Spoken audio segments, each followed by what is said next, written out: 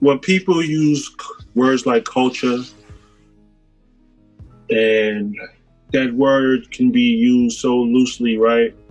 There's a part of that word as a foundational aspect, and that's tradition, right?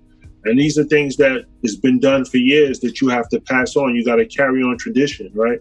So one thing for me was, it was Jam Master Jay that introduced me to 50, right? And he took the time and the compassion to talk to me, like you said, about drums and teach me about drums.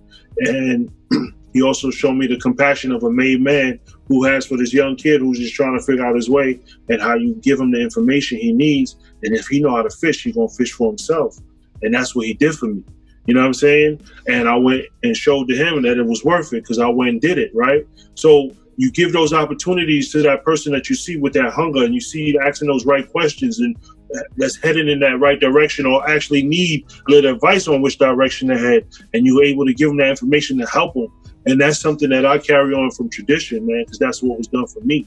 So I always said to myself, since this man always did that for me, I'm going to do that for all these youngins that want to know, that want to find a way, that need some light, just need a little light, need that little guidance, and just even some positivity, because a lot of people giving them some bullshit, you know what I'm saying?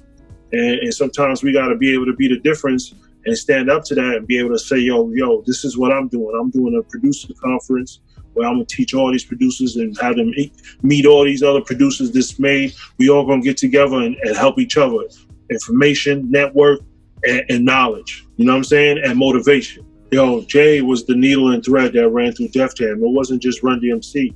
He was bringing other shit there that was even Slick Rick. He was producing for them. You know what I'm saying? Like, he was doing drums and beats and for Slick Rick, and then bringing Onyx, and like he was doing shit that really made that label that staple. You know what I'm saying? And working with artists and motivating people and taking people from the streets, street niggas, and turning them into executives. You know what I'm saying? Like, he was doing shit that before anyone else was doing it, he was the one doing that shit.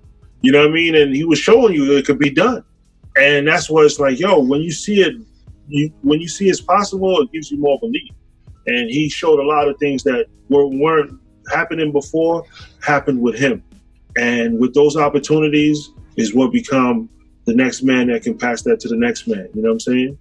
When you love this music and this culture and hip hop so much, you see what a rapper can do to a kid and be an example, good or bad. You see what the influence hip hop can have on a person, good or bad.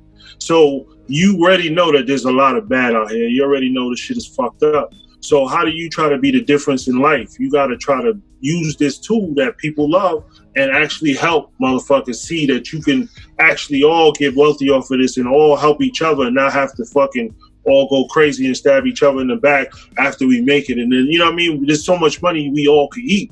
And if we feed each other the knowledge and the information, it'll help this industry where we could all have jobs in this industry and not just fucking be artists and shit, like actually fucking have careers. You know, if we don't have the talent to make music, you still can have a career in something that you love, which is music.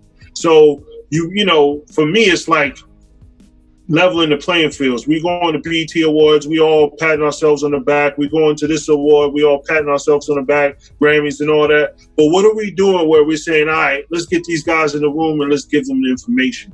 Let's get these guys in the room, let's give them some motivation. Let's get them so when they go back home to their cities, because not only this, a lot of people don't understand, producers, we are economic funding for this business on technical aspects. We buy speakers, we buy equipment, we buy records, we buy everything. We streaming this shit harder than half these rappers ain't listening to their own music or anybody else shit, period. We're the ones that's fucking getting this shit going. So with those wheels always moving, we got to be the ones that also help each other know that we the foundation. You know what I'm saying? When Juice Crew came, they came to Marley Marl crib. Marley Marl didn't go to nobody crib. You know what I'm saying? They was in his fucking crib. You know what I'm saying? So producers, we the foundation. And somehow we get played out. These dudes that take your beat, go make 10 grand, don't even see you for $100. You know what I'm saying? But they in the club fucking 10 grand, 10 bands off of your fucking beat. You know what I'm saying? No fucking pub, nothing, because they got hot off to some shit that was just hit. Because that's what music can do. It don't even need no money behind it. If it's good, it's good. You know what I'm saying? And that's the quality of what we do. Just make the best you can make, be competitive as you can be, and we are the foundation of this business, producers, man. We got to keep that in mind. We lose sight on that. We start thinking, oh, it's just the rapper. He walk in here, he ain't had that shit when he walked in here. Or why he come here? Why he didn't go over there? He over here, right? So we made it right here, right? So that shit works. So we can't lose sight on what we do. We are culture pushers. We are the ones knowing who's doing what. We are the ones that's paying respect to every DJ. Because we are, half of producers is DJ. My first thing I ever did was a DJ.